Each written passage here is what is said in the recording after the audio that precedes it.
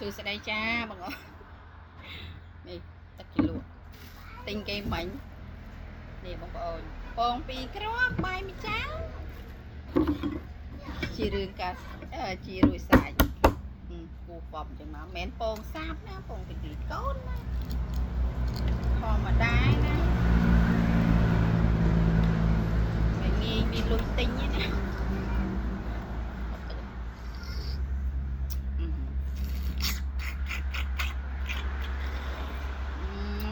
chia sang hai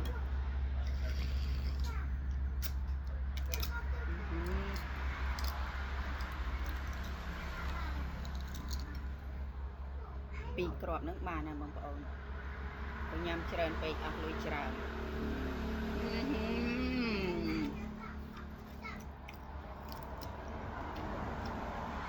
cái thêm chi mà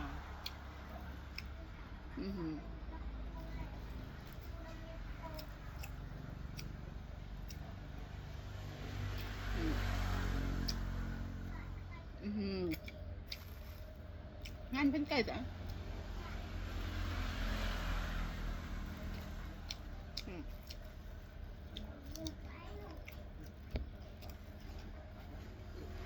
cầu xí màu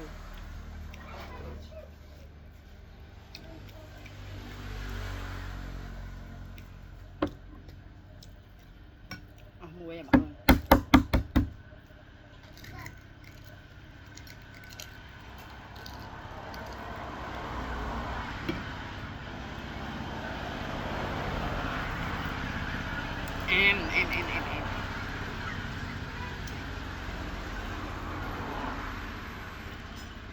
em ở đây nè bị cỡ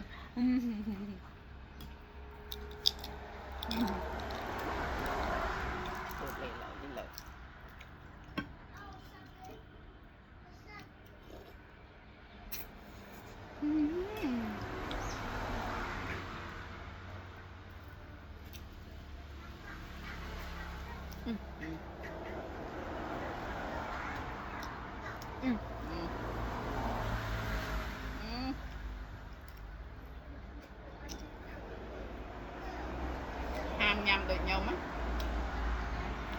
nhầm được nhau nên là lắng từ cá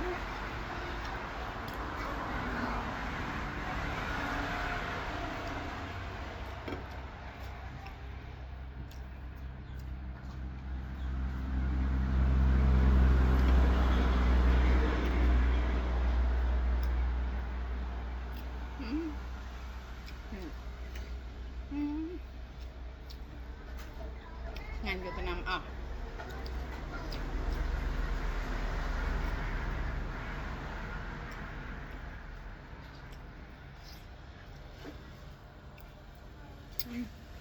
này cho xí hướng